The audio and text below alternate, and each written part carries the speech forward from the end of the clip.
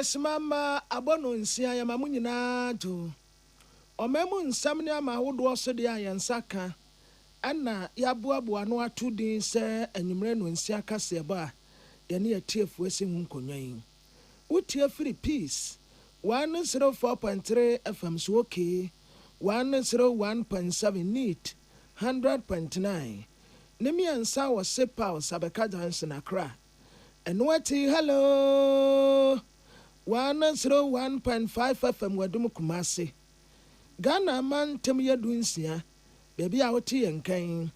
Kasa fidie be sediesia nim ne ekire kwamanone a be sediasa. peacefmonline.com GhanaToday.com so abode etiefo benya bi akan. De di kase boni mu akotini bi ne. Ghana man panyin wura John Dramani Mahama ne Appeals Court Justices bi wa mo aso afenama din se omdwumadie efirase. What we must guard against is cynicism, the corrosive belief that the courts no longer serve the people, but only the powerful in society.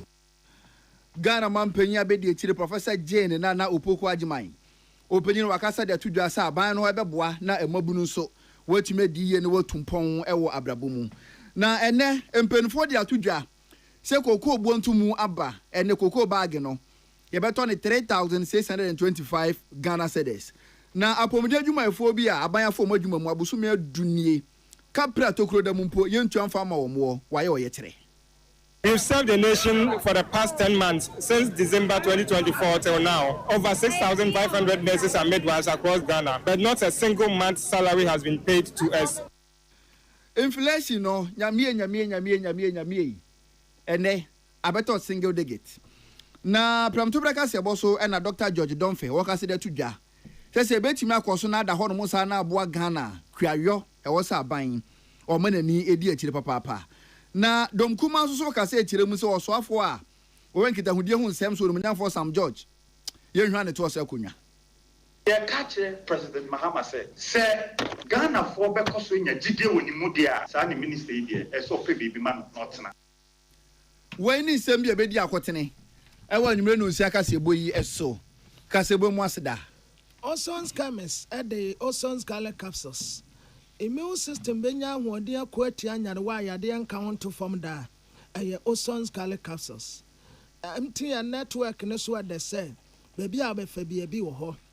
Hisense Ghana home appliances ya papa. Dolphin roofing system boda so. Budget cash and carry. Brew Jeans energy drink. Pepsodent to ahwode sononko say Saudi bitu wosi a wo bambo. Ohene yire spices media ne yede. Ene ye didi ati enum no eye ohene yire spices. Jamado and Sansio or the West Repuaba. Me bi go tatremase obeda kama. Ruta natural product e wo dwaso. Ruta Mr. A 3D malaria siebetu. Ruta Titanic moja bedu mu afurisa ne ye. Lawson Herbad ye nije samuaba. Lawson Loke Mr. Eno eboa manipedua ne nya ahoden sononko. Ekwo bank se o seti pesia na nkofo arane racing tie friend say the Pan African Bank. Say jumekoya da wurumane say amansan tia me kwabena mafo ana ama ano to form ana Sadat Mohammed afe kasebo no nkyeremu enie Ghana mampeni His Excellency John Dramani Mahama enne waye amamre ma ajajefuo ni bi beebi ana wo mugina no wapeja wo mu ede kwasoro kakra ebra dwumedie ekoso no wo mu ye ajajefuo baako 21 high court judges yo ena ye peja wo mu de kwade ye frɛ ne sɛ court of appeal no na wana His Excellency John Dramani Mahama wo katere wonum sɛ adwuma wei eyenyansa akwantuo ye kwana gene ye nkwana brane bɛyɛ na kakra nie Ghana fo sɛdeɛ yɛtidie ɛwɔ agyaagyefoɔ mu no ehwan no wɔpɛsɛ wo mu ɛma Ghana fo sɛnya agyaagyefoɔ mu gidie bio.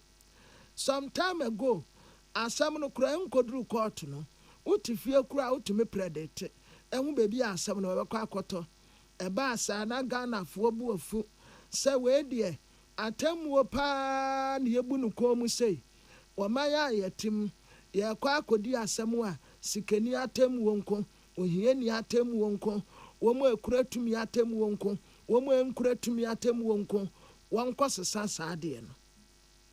In recent times, our courts have not escaped criticism. Citizens have openly and sometimes harshly questioned judicial decisions, and they still believe in the courts that justice still matters and that verdicts have meaning in their lives. What we must guard against is cynicism, the corrosive belief that the courts no longer serve the people, but only the powerful in society. To rebuild trust, our courts must demonstrate in word and deed that justice is not compromised by status, wealth, or political convenience, but inspire confidence in our people. Let your judgments reassure Ghanaians that while we may debate outcomes, we can never doubt your integrity, your impartiality, and your fidelity to the national constitution. Our reset agenda is not only about rebuilding infrastructure or expanding the economy, it's also about fostering a more inclusive society. It is also about renewing our institution, and transparent justice is a cornerstone of this reset that we talk about. And that is why the NDC 2024 manifesto commits us to reforms that will make justice more efficient and accessible to our people. Your fidelity. The Atesa Okase, His Excellency John Dramani Mahama, one fans who and walk at a judge for he said, Your Freddie integrity. Nipa within a one more unyan who sembia enka and none one fan quietuma. My lords and lady justices, as you assume your new roles, I ask you to carry these three virtues. The first is courage, the second is integrity, and the third is humility. Courage to resist pressure, whether political or financial, and to uphold the law even when it is unpopular. Integrity is given not to rule over the people, but to serve the people. History remembers not those who followed the path of least resistance, but those who stood firmly for principle when it mattered most. At this moment in our national journey, Ghanaians need reason to hold on to hope. They need to believe again that the courts are not distant temples of law, but living guardians of fairness. Every decision you make can rekindle that belief. Every ruling you make can remind citizens that Ghana is still a land where truth prevails and justice is not for sale. I urge you, therefore, to be not only arbiters of law, but also custodians of hope. Carry with you the solemn truth that justice is the most powerful promise of our democracy, and that through your search, your names will not be merely recorded in law reports, they will be remembered in the hearts of Ghanaians as justices who renewed our faith in our republic. Mundina one say enipa yenya wonum ho asamonka. Monfa pepepe ye enkonko ye tuma said ye beya Ghana fo benya ajaji fo mu didie. Na empenimfo a woye amamre peta wonum eko apili. Doma hine osagefo osiade yo ajama bedu ya wotosu mienu. President ya wadabuno Regional House of Chiefs ya no na wakahubi ye peta ne dibremu. Justice Senyor Amadehe, Kofodia High Court, Yepetano, Justice Olivia Buan-Wusu, Justice Douglas Seidu, Justice Ali Baba Bature, Justice Mariama Samo, Justice Abena Ajindoku, Justice Mary Mame Ekuayenzu, Justice Justin Dogu, Justice George Buedi, Justice Aite Amatete, Justice Jennifer and Myers Ahmed, Justice John Bosco, Justice Kwesi Anochi Jima, Justice Richmond Osesre, Justice Apangano Atibonga, Justice Charity Akosia Asam, Justice Enyonam Adinira, Justice Sheila Minta, Justice Bridget Kafui Antonio, Justice Franklina Gazila Adeno. Yenya Saramati Kuku Apenta Nadaroma. Ma yentu akasi abono sway na mampani abediache Professor Jenna na opoku ajiman wagina Ghana abayanemu ama ne emabunu mako bese 10,000 ana wagina adwuma paru program no so ahwetimi ama womanya kwanya wobabeshi dwumadie no ase ene wo University of Ghana Legon eho na sa entity ne hyehye som no etumi course osei aban yi chance abonto wa afimpiemienu ane aduonu nan ana wo sinipi eche Ghana mabunu se resetting agenda no wode Ghana mabunu na eba beye aban ne se wonim se o man Ghana betime gyina na so ye na da achi akwama economy na timi aye fe na aye akono a gese o de mabunu agina ye na mabunu o de o mu gina ye e wo kwan be so a gese ma wo mo ensa no dwuma mu entete na wasan so de sika wura mabunu mu na o madwuma na timi atere na sika aka o man Ghana mu eno e na yesa adwuma pawura program no enti wo se e mabunu be se 120,000 e na wo mo preye se nka o mu nyina betumi anya bie na nso se wugina empanifo a wafa wo mo e won sa no dwuma ntete anim dia kwan so wo mo nso so a eye ankrankra dwuma wo ma ye adwuma de won ho o mo adwuma mu nimdia eni nyansa wo mo e wesikasem entotoye ene ye ka wo mo difu a eye border wo mo eye santete som no na wonim wo mo tra sehwehwe mu ni nyina no nipa mako 120,000 a o mo ye Ghana mabunu a wo mo preye na ekwawi achi no na emu 10,000 ena mpanifo se wo chance ma o de sika wura wo mu e wa adwuma pa program ni mu a eno so ebetumi aboa sabra me ne wo kasa ide Professor Jane na no poku agema say adwuma wura program no a na ehu hyehye akoso e wo University of Ghana Legon no bibia wiedru a o man Ghana e kire se resetting agenda no egina yie enti niam so betumi akonkan yentie mami wo brekra na o kasa. Today's onboarding and orientation program is an exciting milestone in Ghana's pursuit of economic transformation through enterprise development. We are making a statement that the nation is determined to invest in our young people, and the young people remain our greatest resource. Let us recognize His Excellency the President, John Dramani Mahama, whose vision of an inclusive and resilient economy is at the core of this program. The President has always maintained that the true wealth of our country lies beyond our natural resources and resides in the creativity, energy, determination of our people, especially the youth. The Jumara program is a direct expression of that conviction. In April 2025, the program was launched with one clear mission: for Ghana's youth to lead the charge in innovation, job creation, and national transformation. Professor Jane na opoku agema mampeni abediachi ena yete nkano na wodwumadi ekro no ase no Youth Development and Empowerment Minister Ora George Opariado also the to just say National Research Agenda no ejina yie papa erokodo na enso so dia asie ka dia che Ghana mabuni se ehia danse bia bio eno enko ya danse trudo se akwanyasa bia so no sa research agenda no ekoyie ose wosre mabunu no sa akwanya ya ne mampani dia ma wo mo eni sika wodi wura wo mo mu no omo mampani ensa ensi form da esan se aban no eye to ho acha adwuma se Ghana mabunu enso betimi akekere wo man Ghana economy no da acha kwama ama no ayeye.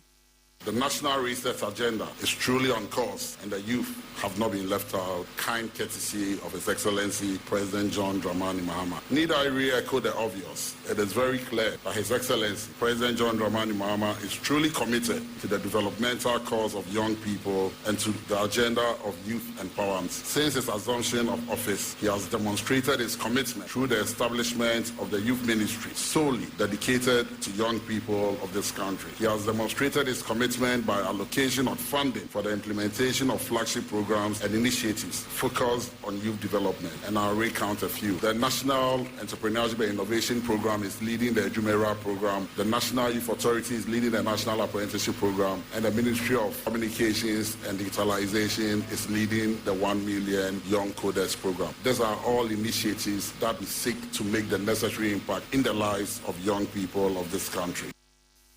Youth Development and Empowerment Minister George Opariado and Yatene Kano. Enti adwuma program no ene penifo se woyiyi mu no na wo so ne so no e maburu 10,000 wa hwe ama wo de san entete ne kwan wo mo fa so nya wo adwuma no wo de niam agu akwan mu enso e de ama wo mo ene wachie no ama wo mate ase se aban ne mfa so ho a e na ni so ade hunu so obeboa Ghana mabunu de wo de ne sa ene de e ko nanim sansemi ya ma ne bofo Patricia Sefa Fisher e na oboboa no e de som yen. Coalition of Unpaid Nurses and Midwives ayi apomudi adwuma fa wasom o my Ghana Baya busumi du eni akire ni aka prempo atokuro demu no enya de aban atua e de amom wo nipa mpem so 7,000 asem e na ye kan na sansa abo no ka ni brenti ene apomede adwuma ifo do na ati ohugu monten so ye kere di ti aban a wo se gina so na wo de adan wonka no boredom pem ewo fu Sunderland Children's Park eho na tese wo nyina no boabo ho ano tutine ye de wani kire mu ewo sikasema so ye finance ministry ofiri ho so de wani kire mu ewo apomudian so ye ho ene wadodi sema wa konkire group krata so petition no wodane ye edition pinfo nsem Ora Steven Kwadwo techia openyini na gina wanana mu ekasa ye na ne kasa na wo kire mu sa fimpinu ene aduonu 2020 no mumu dodo na no mutimi wie school rotation o ma ye wi asom apomudian ara sabia hodo ye abayantima fo modwuma mu tokoko tena fie emfinhia miensa ene akire eno akire na san wo nya ne ntie say health ministry say yakwan dem finance ministry amom clearance into commercial ase na apomudi adwuma afi wo fo modwuma mu ampa omode o say yo October 2024 omu fira say chese posting omu satimi kan bie December mu ho ena chese adwuma ni fira say December ne yakwakoto aba no ena chese omu fira ase a omu ye omadwuma na efiri December bebesi sabre nya de adodo na ade kaprempo atokuro dem no aban atua ede amomo no Ora Steven Kwadwo techia ne kasem na wo chire mu say omumududu obaye 13,000 de omutimi nya post ni bi na emom 7,000 ena omo ebesi na yentua wonka na emo efiri oforuso bosume epu mu ba besi October ya romu yi emu 6,500 de ketua no ayade omo nsa atumi aka omo de. As you see, us looking at our mood now, we are not in a good mood at all because the demand we sent to the Minister of Finance hasn't been met. We went there seeking for specific timelines as to when we are going to be paid. We've served the nation for the past 10 months, since December 2024 till now. Over 6,500 nurses and midwives across the length and breadth of Ghana, but not a single month's salary has been paid to us. Per the documents we have from the Ministry of Health, 13,500 nurses and midwives were recruited. As we speak, 7,000 have been placed on the payroll. So leaving 6,500 not paid. But out of the 6,500, they are claiming about 3,000 have been processed, but still not on the payroll. They are not being paid. So at the moment, about 6,500 are not receiving salaries. Wabro koko pie mu awa apomudi so ye. Apomudi so afo no na for government Akan do gina so na na mo petition wo so mu na obo mu nyina no ho ba e hye omobo say aban guadwumeden so hwe hunu say sika bi akamu no obehwe na watu anyi nyina ede amo mo esan say yefurupan wo hoyi yemfa nhya ben. But we as a Ministry of Health continue work closely with the Ministry of Finance until all of you are paid. So I have heard a lot of you screaming when. With the greatest of respect, allow me to get back to my colleague, the Minister for Finance. Let's put our heads together so that we can give the final deadline. I do not want to stand here and give you a timeline, say next week. And when it's not being fulfilled, it will be construed as we have also, disappointed you again. Olumunyan for Government Akan do eya apomudin so afo ne na atwa guyi. Na bre ko ensu kokko pie mu e wo sikasema so ye. Ora Thomas Ampemnya Akon, Deputy Minister of Finance, opanyini so gina so na mu petition wo so mu. Na wono so di tudwa se aban guadwumaden so behwe hu ni se wo musika no mo betua e da mo na hwe be. O man na ko mo sika wo ye ni next budget ya bekenkan no ye behwe na aban e di ahyemu bi se na ebe no benya ni daso so musika no e beba. I have received the petition on behalf of my minister, and I'll send the petition to him. I will also add the message that you have added to this petition. This issue has been brought to our attention. The health minister and my minister are in constant touch.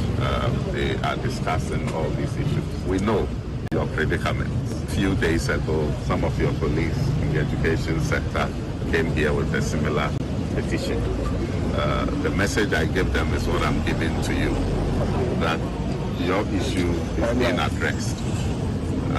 There are a lot of legacy challenges that we inherited, and we are working earnestly to fix all of them.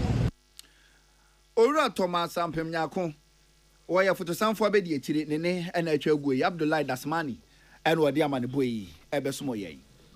Na a peace news ani Ora Emmanuel Prince Akaboa oya Western North Regional Manager ma Cocoa Health and Extension Division ekasai and what I say ya pesa ye cocoa beans no ayenya no ye improve no pa na etumi ye bebre na cocoa no so a ebeso doso ne sa wonti kwakwa kuafo be 500 na sechi bekwai wɔyɛ nkyerɛkyerɛ yi de ma wɔn wɔkyerɛ sɛ wokɔ sechi bekwai bebi ani anwea so bekwai municipality ɛwɔ Western North Region wɔn dua cocoa paa but si wɔn nya saa nimdeɛ yi ka ho a ebetumi aboa wɔn na cocoa no wɔn adua ne yie ɛso nso a aso bebree beans no ɛba bebree sɛ ne yɛde kɔ adwaman so a wɔn atɔ ama yɛn ne saa ntina wɔ kyerɛkyerɛ wɔn mu chemicals ahodoɔ a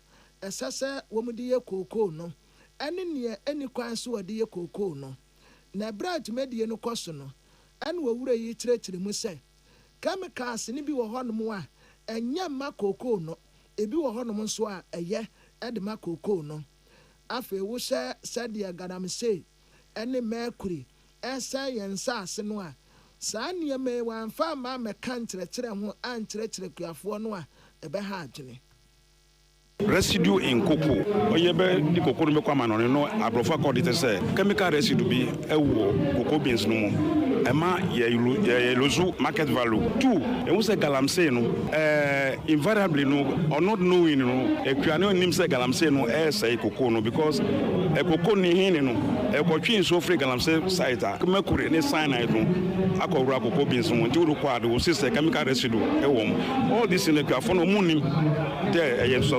until we come here to educate them. No one will say, if you allow galamsey to your area, no, you are inviting trouble for yourself and for the country at large. We organize them to educate them on the current way of farming to prevent all these eventualities.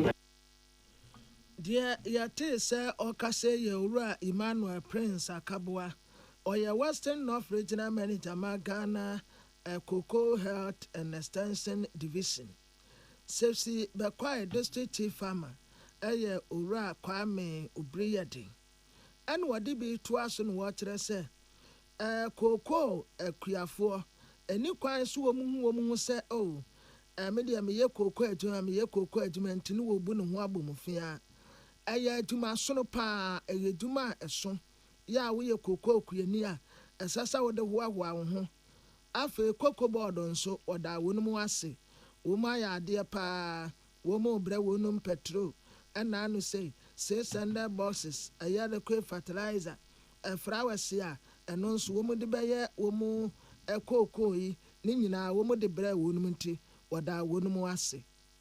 And when you are Nick ye dig for us, ye Kuafoni, ye missem, Naja said once ye near the Guso and no, and the mentions are so born as an eban, the Chene or my bachelor, and no everywhere, ye the two woman himself, ye cocoa for Kuafo, ye Yabotre, na abani di Nubaba, Yamiadum, and Naminemo Casse, ye de patrol abrayan. I'm a district officer, I am Mr. Koto, while frame Yamia cousins and way base, Abba, and also 600 balls, liquid fertilizer. And no swab, district officer framing there. I'm your cousin son. It's your California bedi. It will be a CC enough for me. Nano na ebano, a ban in the cocoa bot, airborne Mohammed said. One my California, your bread and your Fawa who say we cocoa creane.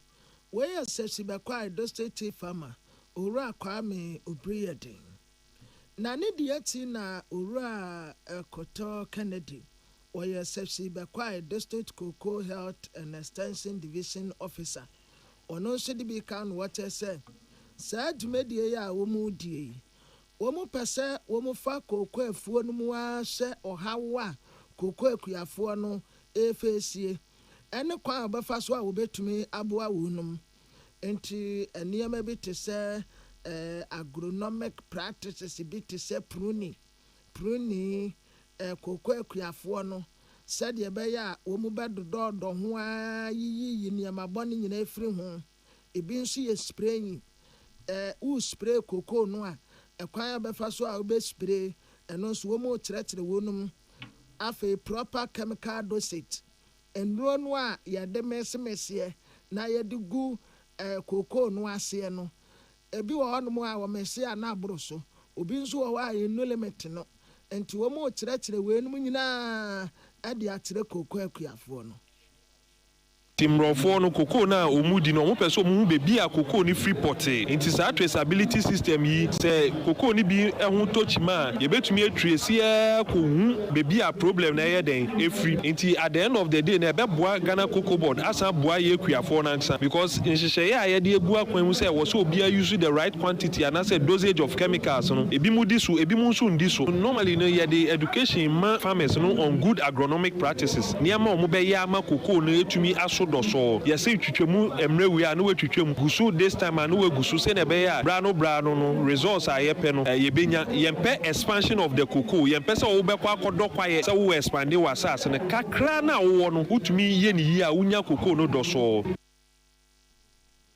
dear yate so kaseta atoye ora koto Kennedy Sexy Bekwai District Cocoa Health and Extension Division Officer na yenia Kwame Konto Boateng Lord FM Sexy Bekwai Western North Region Nadaruma NC for enye bietie ane ne Ghana ban apagya cocoa buom wo hwe sika no a wode to so no a ejina Ghana sika no ben say 396.25 Ghana cedis na wo keka de kwa ni a yekosuku no nkonta no yese de ben no ntina se ben say 400 Ghana cedis ana ban no de atoso wa fe 2025 ede kwa 2026 cocoa season aban no say cocoa bag a na ya 3,228.75 Ghana cedis no say wa pejam at the 3,625 Ghana cedis. Our bag ba ku biemu. Na what na so say nkonta no a na chese entumu no aban ne de aba no. Ejina wo man Ghana ye hyehyɛ de a ne kokwa akuafo mpanifo ne won ye e de to ho ma mo na bre na duru se wo san so pagya bonum e de som akuafo no. Ohamu abu pen ben se edumienu ene na chipon aduonu enson 12.27% and aban ne de agina so e de kokwa ntumu no e de aba.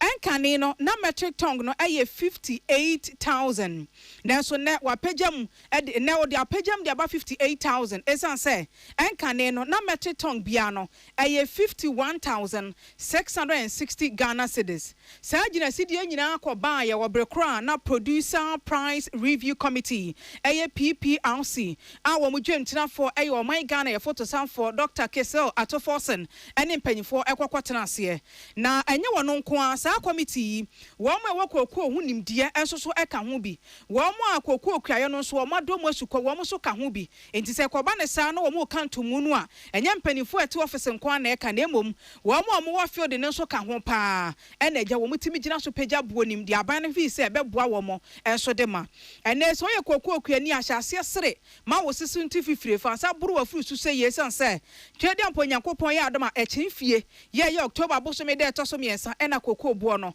e sha se di dwuma e wo man Ghana ha se tiefo beka ya kokoko ntumu yi wo sa na bosome de to so nan wa mfimpimienu ene aduonu num ene no empanifo pagya abo nim efi sa bre no de ba no ye nya Ghana de hye bi ni ma mo twere wo mo se ade ko ho se nka aban no pagya mu de ko ebuo bi a na nka wo mo hwehwe na nka ye pa na enso efi wo de ba no aban no ba be chiechire mu se watu mu no enche wonim de wo ye wa chire esanse wo nani kan adwade ma so a se de ebo no esidie ko no de na wo so otumu de mu akuafo no eno ano wo ye na enso ebre ko nani mu no obetumi di ebia ka ho ama no ayeye ene se afa de eduru se wotu kokko obuo mu a eyeye no ene wa pagya mu ede ko eye 3,625,000 Ghana cedis bag ba ku bia na penifo atrase ahyebo se kokko no obehwe se kokko akuafo bedi yie na wo masetena mu so atimi aye akono na apia kokko akuafo na mo matimi abomo modin ado kokko ne dodo na kokko na bo manimu ne de konkrofo ma so a yense tumi akasika pemin wagina ne ma miensa so de di kan aye se akwanesa bia so no wobehwe no asom kokko akuafo no wabrekra kokko fertilizers no odi bi besum wo mo papa a eno no enya de se wo mo betumi agisika bia de afri akuafo no afa de etoso mienu aban ne sem ene nnura ye digu kokko so ma akate ma so nnura ye digu kokko no asem amfu ye ha no ne nyina so obekọ so ade bia som kokko akuafo no na ma wo mo krai no atimi aye akono afa tertiary education scholarship scheme a wo so wo de besum kokko akuafo wo mo ma no wo 2026-2027 academic academic year no aban no so say wanka ne saa keke ode hyehye egu akwan mu a obetim ne di nyina asom wo nti we de atadwefo wo akokuakuafo atede ne enye ebo no nko a na aban no atomu na mmom se o masetere mu be ya akodo nti ne wahye ne mabu mu kana a saa ne me ne wada ma misane mu ede kye wo no bɛyɛ abosome kakra nie na nka ɔmanya ne sika ahodi wom na gyina brane paa no wiase nyina na nka ɛgana sidi no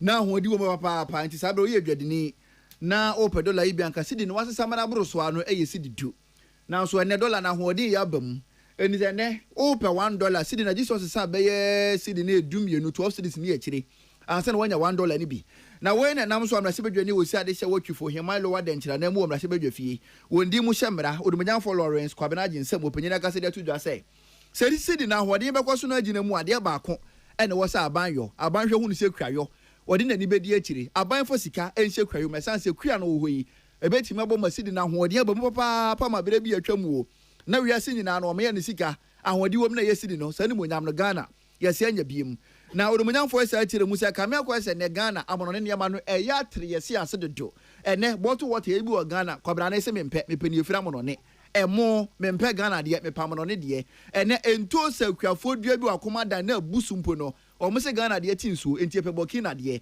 opanyi kyem se ya de a ɛha Ghana esanse sidi no abiri bi a yɛboaboa no de akwamono ne akɔfa nneɛma ba ha sei no na ma yesidi na hoɔden efrim enti ogina so saa srɛ Ghana fo sɛ yɛnhwɛ hu ne sɛ nneɛma yɛ wɔ Ghana no yɛbɛma yɛni aku ho yɛmfo sika hyɛ saa Ghana nneɛma no mu na ebetumi aboa ma Ghana sidi no ahoɔden atumi abam odumanyamfo de sansem na todwa wa bra equality ni Show Boys Foundation Agroecology Project na wo pa ho ntoma e wo twifo heman.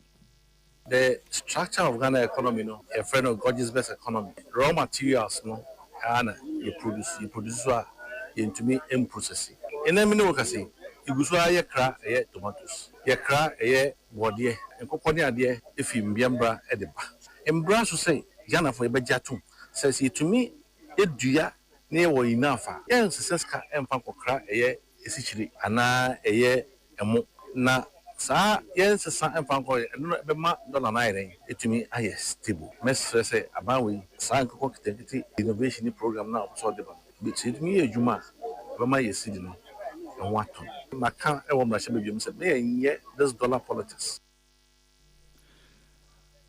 Orumanya for Lawrence kwabena aginsem opanyini ayatwefo hema lo wada nkyira mra shebedwani na ne kasa akire no orumanya for Patrick Fiabo opanyini yatwefo hema lo wada nkyira DC Krati opanyin so kasa bi no odi tudwa se ne kua no ye yahunu se ya asotwe punishment enti abofra ne wie school na okase obeye kuani a na wofo mpo no omubutimifu se da bi kua ya abre ya wonso be bi ye ma wonye wo se sa abre no atwam ene kua ye mfa se kan to bo so mfa nkogina esre ne ntwa ne biem ene emfidie ye de kua eni so pese ye kuani a woni obi opese ye medicine munyina no mugina pen ye pe enti ye hu ne se kua nyakopon kora bo wiase no ene ne adwuma ode ma nipa ye hu ne se bebo ma hye mobru no su nkura makuayo ode won ho ahyem Yeswani nyina ya dwene ko ye se agrek ye punishment enti said any attitude better attitude towards technical education sani hu no wem sa agrek so basic school no akra ye later ye twa do man kodo enti the perception amongst us no ye agrek the ado and punishment but it is not like that you will be a friend say Ghana operation feed yourself and operation feed Ghana about we any so ade hu no say the Mayanian food sufficiency so that at least if we don't even export, we can feed ourselves. For that matter, no, or statistics we schools name feeding program or no, they can buy the vegetables, the maize, the beans, and others from their supplement to maybe no. Orumanya for Patrick Fiabo, opinion here for him lower than DC Krachi. Na ne kwakwa mu no panyin kwafa baya. Show Boys Foundation Agroecology Project or down Ura Isaac Ejiri. One so kasa bi na wo sere Ghana Education Services say kua no yan fanshi adusua mu. Na entimi mbo ntabofra no wo school mu a wonim se kua no eka adusua ho. Sa abofra no wo free school na wo pie mu onte so kua no enkonko ne ni ha enkonko ne din. Onko hu ni say ya sotwen ebeboa ema mofra no omodo omo ho ahye kua no ti Ghana Education Service omo nso omo nsempa.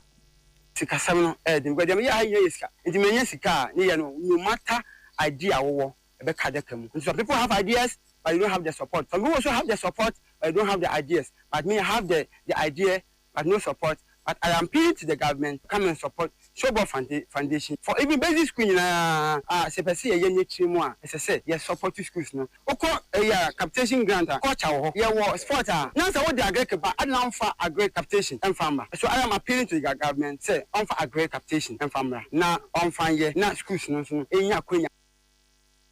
Ora Isaac Ejiri. Penyin kofa by Wada Showboys Foundation Agroecology Project no nene and a trade well so la budget that cost was a man FM was at Tioku a honor dam and boy free or the Ebesumo yen. Na a 60th anniversary celebration also Ghana Home Economics Association of Ghana and Umudi ye. Cancer 43 with Median was a Minister for Youth Development and Empowerment. Honorable George Opare Ado. Na ne kasem na wobo wonu mu abaso Ghana Home Economics Association no uma ya ade pa be se decade nie wo hwe ahofama ya wo mu de ya adwuma no a ani so ewom wo mu ya nkofo bi a wo mu ya discipline wo mu nya basabasa unse da ntu wo mu ho asemmɔ ne bia na adwuma wo mu ye no esese o man titire ne wo man yiedie no eda wonu mu akoma so pa said ye be ya baby a Ghana gina sisi ye betumi akwa anim atensa. At every given opportunity and occasion, with a subject matter that relates and contributes to national growth, such as that of today, home economics, I do not hesitate to highlight how the subject relates to young people and to ensure that over 38% of our country's population, that's the youth, are deliberately engaged and positioned at the center of this discourse. Hence, here I go, home economics furnishes young people with the conceptual tools and self-assurance to drive innovation across sectors, from sustainable food systems and textiles design to nutritional science and entrepreneurial ventures. And it's for this reason that I must commend the association for its 6 decades of work in ensuring the discipline is continued and its contemporary relevance. The say Okase Minister for Youth Development Empowerment, Honorable George Opare Ado. Na tema ma 60th anniversary celebration, Ghana Home Economics Association of Ghana, Osaya Managing Director ma National Investment Bank PLC, Chief Dr. Doliura Zakaria, Ononso Kawe. I recall an uncle teasing me saying, and I quote, "So you want to be a chef or a tailor?" unquote. But what he didn't see was that home economics teaches resource management, nutrition science, family economics, entrepreneurship, and human development. Skills that are essential to building resilient households, thriving communities, and for that matter, nations. In fact, in many African homes, the principle of home economics are lived daily, even if not formally taught, from budget, marketing, money to managing time between farming and childcare. Dear Yate say Okase ye chairman, Emma 60th anniversary celebration, Ghana Home Economics Association of Ghana, Managing Director, National Investment Bank PLC, Chief Dr. Doliura Zakaria, President Ghana Home Economics Association, Madam Comfort Mada Kutum, Ononso de Kakra Tuaso. On behalf of GIA, I am honored to celebrate the significant milestone, the 60th anniversary of this proud association. Thus far, the Lord has brought us, and we are grateful for his unfailing love and mercies. Over the past 6 decades, GIA has demonstrated unwavering dedication, innovation, full service, equipping generations with essential life skills, promoting sustainable practices, and fostering socio-economic development. The Ate say Okase President Ghana Home Economics Association, Madam Comfort Mada Kutum, Clinton Akwesi Amwako. Ene Adam Kumano Atnasia Momache Womadjane say, Minister for Communication, Digital Technology and Innovation, Ora, Sam George sabre wo mo sra ban ne se wonyina di ebeye kro na nka Sam George se we noble man nka ono anfa pen fancy people so wontintim krata nka se wa resign eno na betumi aboa papa na nka nani wu akwakote na fie edom kuma na say de entia wo mo kasa ban ne nyi Sam George di ana se wono ankasa ntintim krata nka se wa resign eyetiawa wo muso onim dwadie won se muade edwa e wosen ko otimi di ni yie nanka saa bredi ya wona ese se wogina Ghana nemu ahwehwe nanka ne Ghana de hye timenya enteso be so hamu nchemu aduasa 30% e de afi DSTV wo mo charges ne so no entimi ambam wo so pani de kokotako gina ne kokoso kasa saa ama wo presa nti ekwawi akire no ade na e wosen ko otimi nya no a oni omo kan ekwawi peye no olusu focus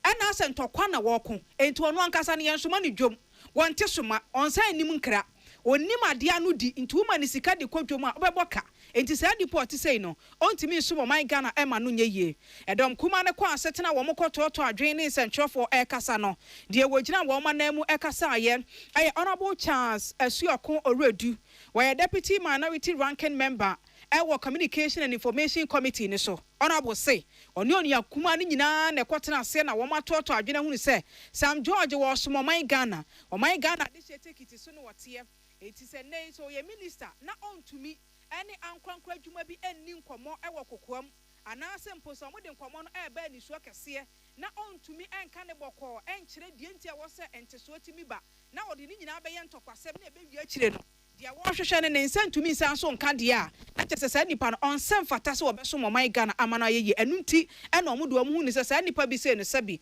wo soma ne dwom a enyeye yenti honorable chance wo brekra wo mo de nsem no etudwa say I am to 30%. Unjini se Ghana for yes, say Obabe Payecho. Ebio, ina ye the way a minister no Okasa. Nansen NDC chairman, I say Dunketia, Eba TV so, na muti. Or say minister the way Okasa no on Kasai. NDC na sa chairman Ankasa, I say Dunketia ne kai. Now, I say you tuniful because they say we are minister of state, we are cabinet minister. And to Okasa, share the way a wa nipa o ma wijuma or president otie, a hombrasie, na share na fedi wijuma. Minister ni bejina no Kasa. Okasa no ko TV so Joy FM she sem o kache host no host ni bisa ni so o de jama school kra ko jama wan school papa o school as there question na obisa me there school na ko oh sir o say jina TV so ka say yen minority e committee ni so no ye de ya bon ye incompetent na say oh yen minority committee ni so ye kire o say anamo a wo tu no emboa inti jai say una wa back to square one. It say one abon. Enye just na the foot e dey ma say jayo minister be akoya mboa o jayo say wa kopem. Adeshemai manipa yatene nken wo ko man Ghana mra sebeje fia edom kuma no wo mo deputy ranking member Ewo Communication and Information Committee ne so honorable Charles Asuokon Oredu semi nyina yamane bofo Emmanuel Akole na edibaye Pram tubraka se boso wo hene wa kese boahin ene Dr. George Domfe etwetwe nkomo na Dr. George Domfe e banku ntabu opinini wa bi wo meye papa na nkomo mo twetwe awia yi na efa Ghana ye inflation ane aba form aba begina single digit na se Ghana ehu bi ache pa nti we say no ama Ghana fo ani age kirem se oh ene anhwa na ma bo no so beba form senia inflation single digit aba yi pepepe na Dr. George Domfe ka se na wo kirem say ene inflation aba fo abedu single digit no abasobo bi wo ba bi a yemfa makuafo ani kwayo esan se kwayo no aboa papa afi nsuo no se ne esito ene toyi na to bere wo se eto no wontia manuane abakurum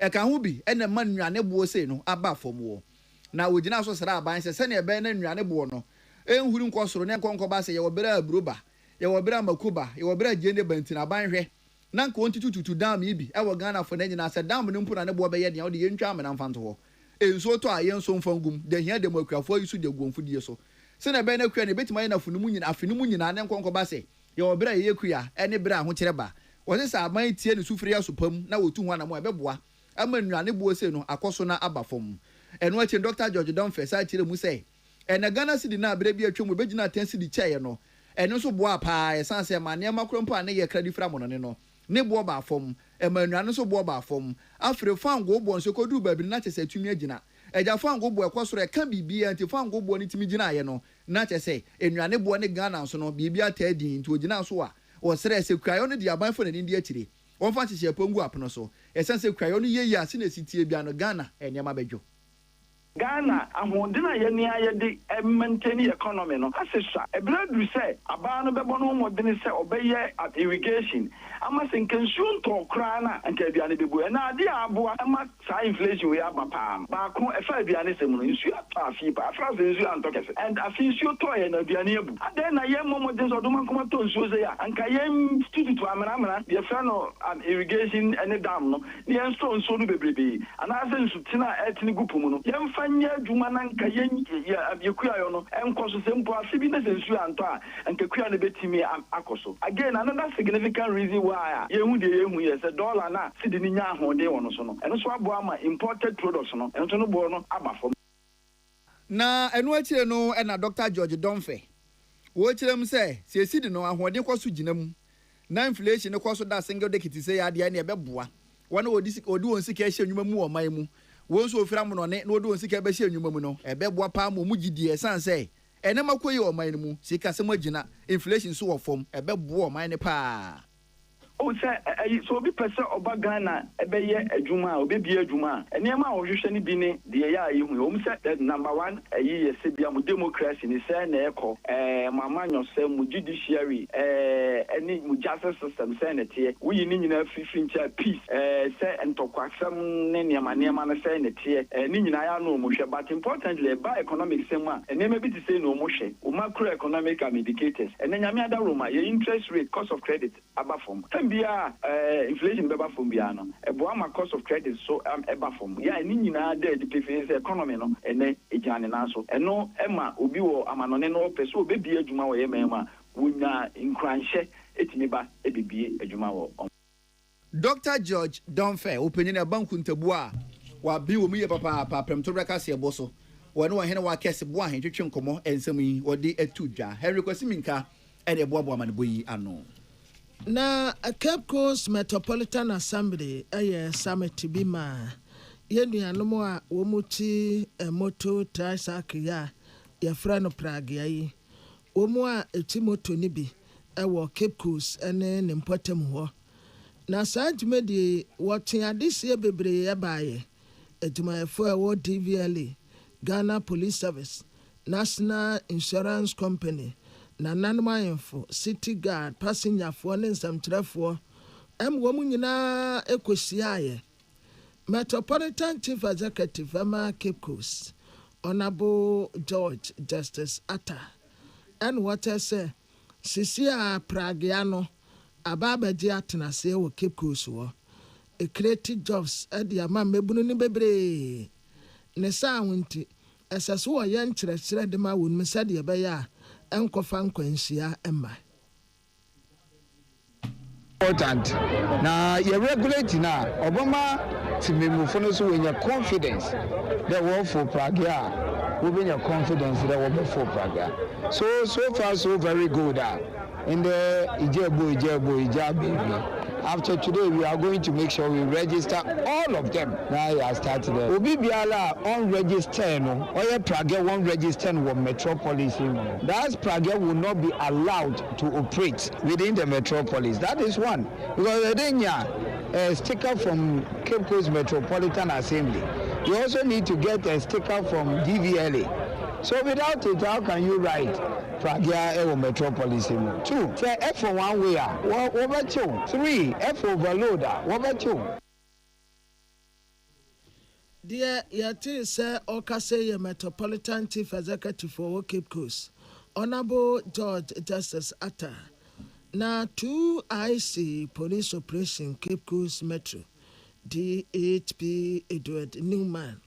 And wakatre Pragia riders ne say ubia san helmet anya helmet kakafe omun dress kama omuma life anya say bia wo fata de fin bia sha no de abatena mu say wo drive omu honya kama neat said de be ya ebema passenger fo na nya wo pepa say ombefo Pragia no one share crash helmet no amasa se Wotwitwa won fenye dwuma no bobo won pa ene nimpa afa no nkwa no hia papa the next one, the one share crash helmet, not driving on the shoulders of the road, wow boy, traffic lights, I would do one pedal wood now.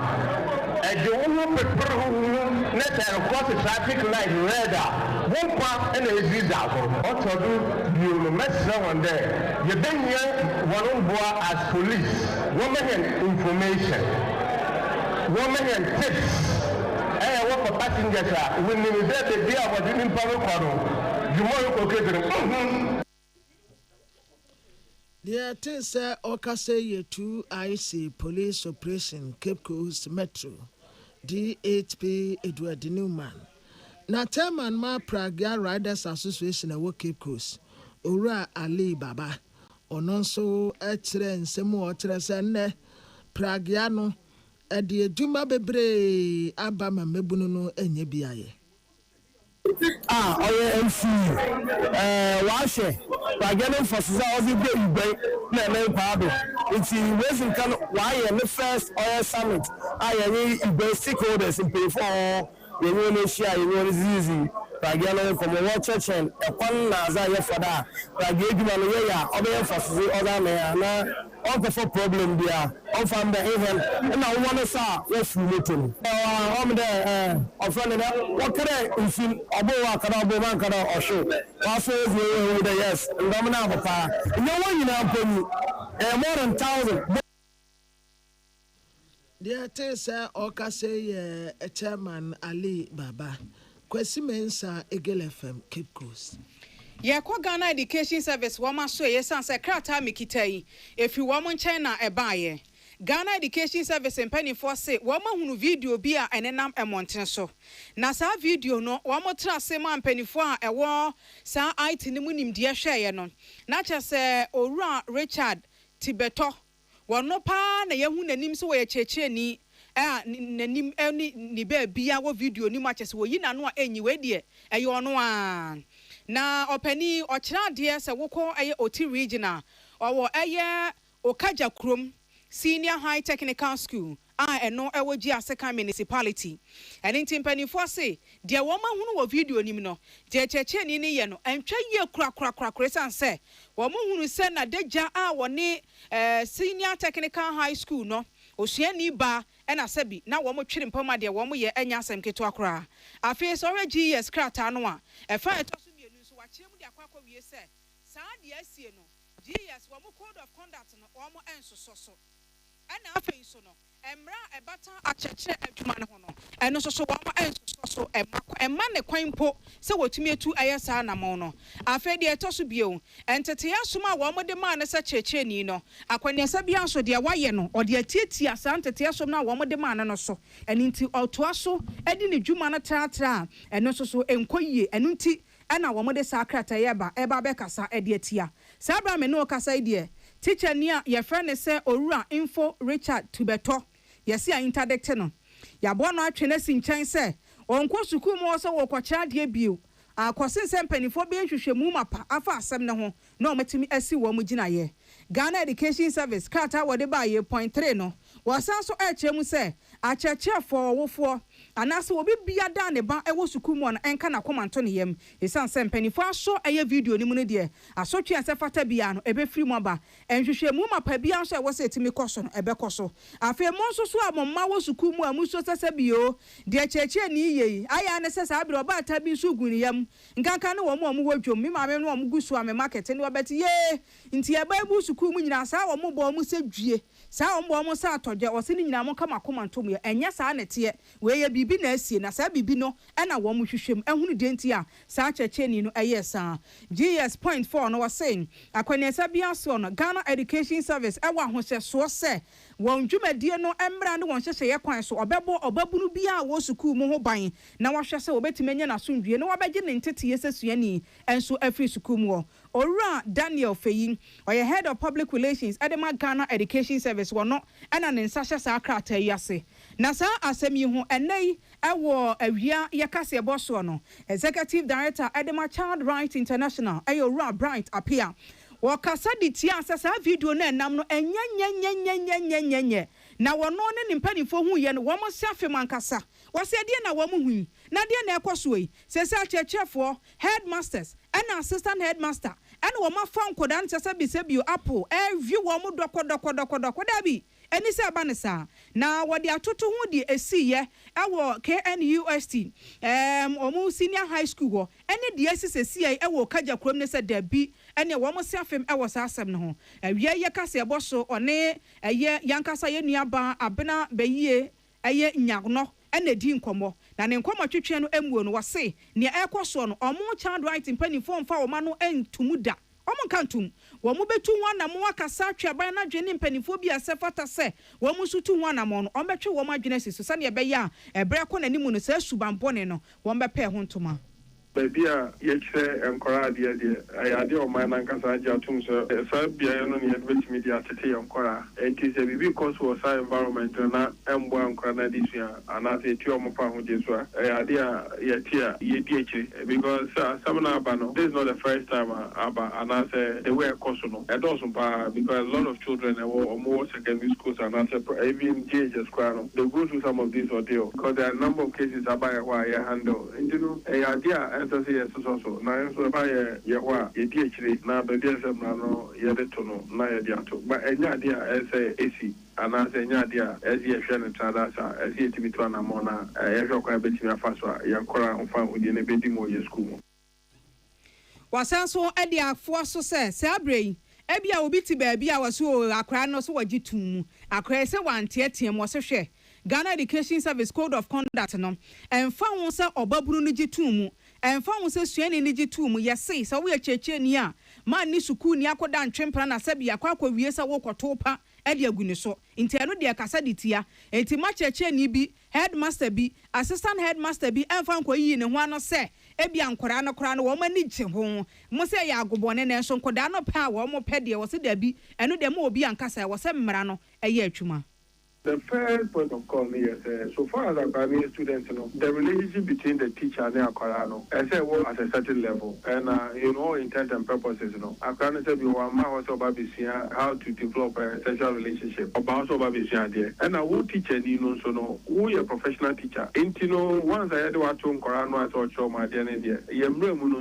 I'm running the friend standard of care at the assurance. I say professionally, I say handle Akara in such a way, say how be a man. And I won't take advantage of Akrano because Metizengo Bokas Akrano with DHB and Korana Gasan and Consenti and Sana teacher near Sanyamano. But once it's a school and you have a relationship with Akrano in terms of a professional relationship, and you may be of her own to me, especially where Akrano go below the age of 18 years in there. Adeshemaima was a professional nebata woman Juman Hona Church for so Mura few woman. And Chesa Sabia to Pabumu so moya profession wa ho ntino no ma munye gya ngumusa emra no e ma mo kwan kra executive director Edema Child Right International Ora Bright appear na enei awie ewe kase boso no wone yankase niaba abena bayie nyano enso edi nkomo no ye bagina we su na ya ho mega se bo no se be sere mo ne yentina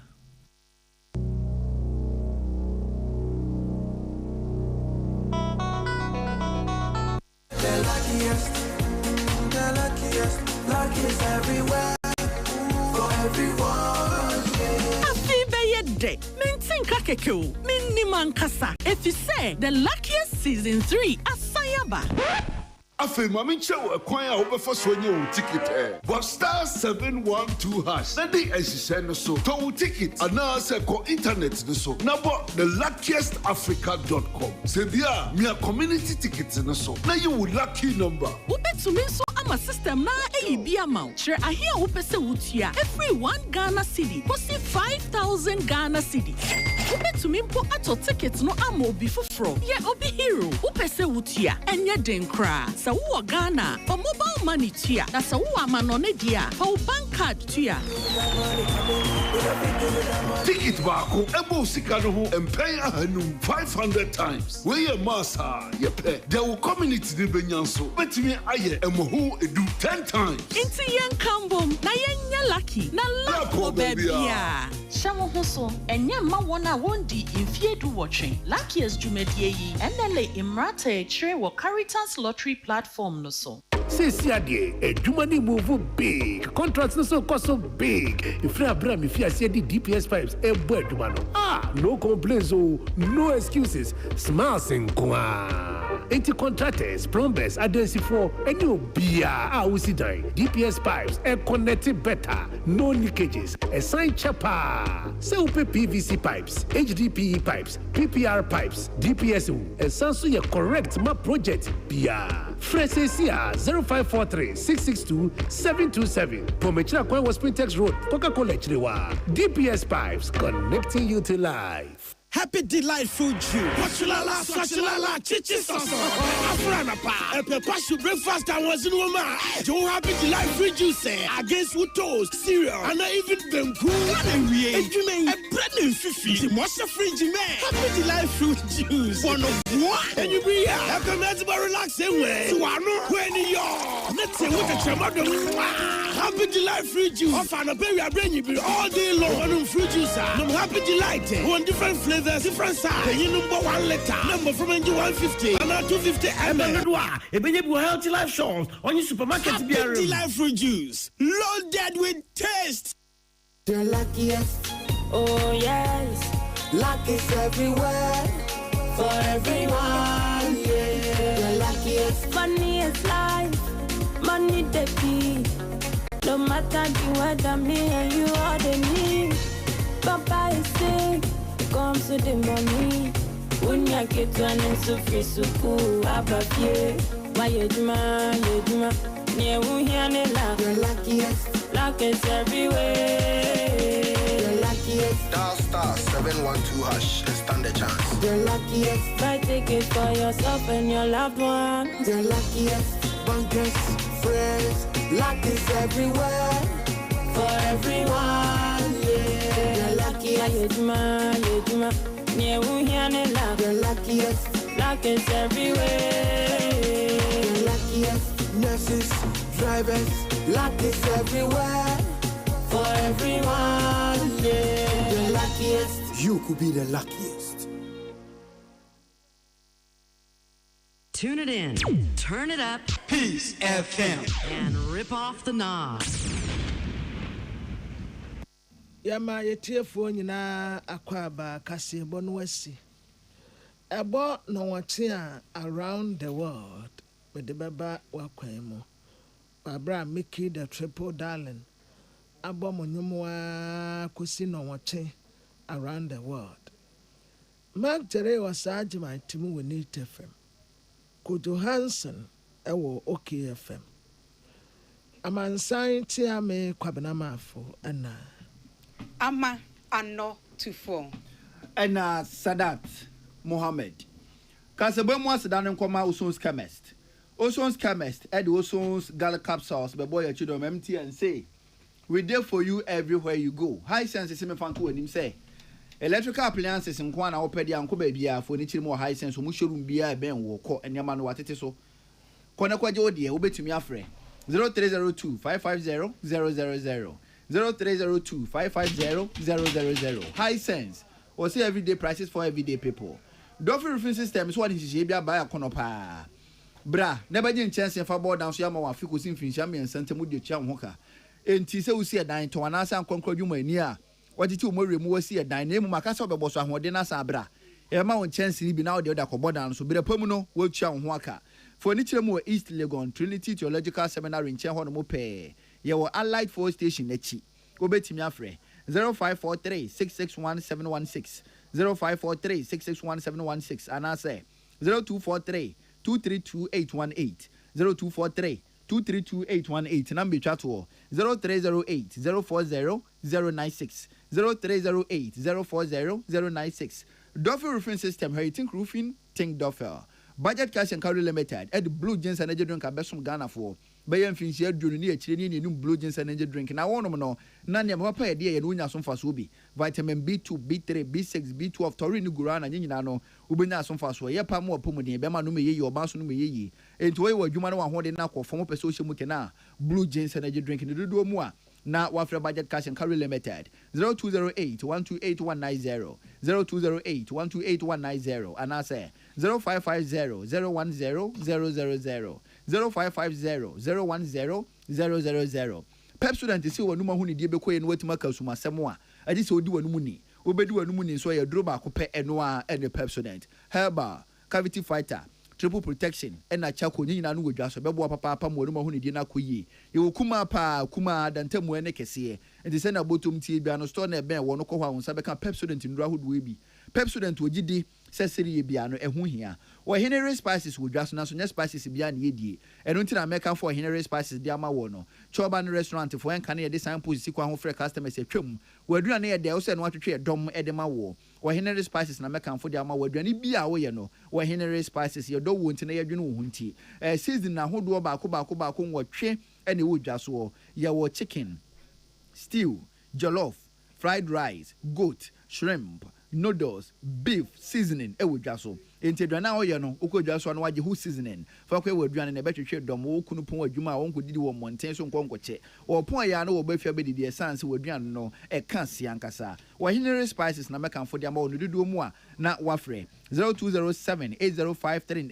398 0207 805 398 and I say 0244 525908 0244 525908 to Henry spices dear edewu JM ado ensanse se memfa nto anim se adro bia ni asasusu e chen na entu ye adwuma na kodu fie o se utimi da na ho to wo de papa driver mate adwuma bia o ye no wakoduru fie se beye ne wani beka gusuo no aye boachi bidi aye wo ha anhwe beja utipaye ebe ha opa obehia duro aduro ne o slip aye bibiduro enti nkwadwene ho se be ma hunsunsan so boni bia na se beka ho be ya addicted bia ni da bi JM ado ensanse wo store na ebe wo no pharmacy na se herbal shop akwa so per west slip enti wodwora wie no fa kakra spiro katrama se wo be da na ho be sore na ho di karfi ankasa ona wo sene no deduo mu a obetimi afrem penifo 0243 933160 0243 933160 Ruta natural product wodwaso mo di Ruta mesha badwaso malaria area ne timi ni papa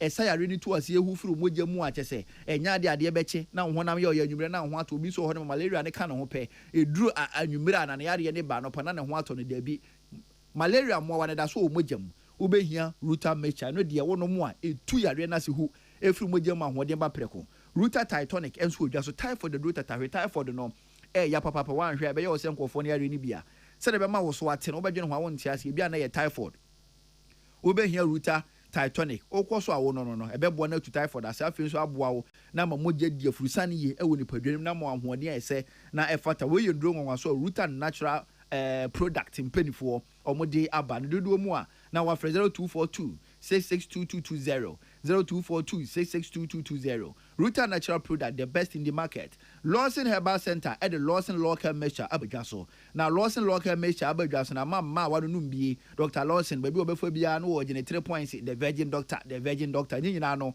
aye Lawson Local Measure Abadwaso nintia so yo ba obehia Lawson Local Measure beboa wo ede okegina bo na siesie ma won so hunu se ampa wa yo besima wo yo ba na se bi wo pese echi na echi saa egoto aduro bia se bi efa nhye ho obehia Lawson Local Measure wo no wo se esiesie ho enso bi egu a enhye da nya nika ya na himfi ho keka ne ade bacteria yeast infection nyina ne yifiri ho ma hunu se ampa wadi mu wa yo besima aye Lawson Local Measure be ma wo so no bia beboa wo endem yare wa hodo nyina no Lawson Local Measure etu ase na me se ne papa eyo ntina Dr. Lawson na mkromu a wo je ne fans the virgin doctor enti se wo pese aduro yi wo so di ho adanse abowura pharmacy bia ben wo mu wo ko ase the Lawson Local Measure no uhia bi na beboa wo ne dodo mu abetima frem penifo 0248 619 999 0248 619 999 and answer 0242 133 577 0242 133 577 Ecobank say ni wiase asesa abefo kwan ne fa so a ye di sika se mudwa enti ba bia wo kura wo sika ne so mo mfa abefo kwan so mo nye guy wo sika ne firi ho na efa beto Ecobank se ne AI bre ne wo so wo chena nim ne ye ba na Ecobank de be ye mfinsi aduasanie e na mo tisi abefo kwanti poisu di kan ma amanfo osua wo mo enti Ecobank mobile app no o mo na sha ase amanfo osua Ecobank Pay Ghana for na nyina e di ahim Express Point Ghana for na nyina e koso enye Ecobank sika kura bia ben enti Ecobank se fa won ton bo mo dia no mo nkyere wo say ebasika se mudwadie na abefo kwan so a omo ene omo teso Ecobank a better way to bank your way Ecobank Pan African Bank when you make abeso ya sneakers ye bo ye de ebesum wo Mickey the triple darling ba Mickey etwa so e de amamu ye mamu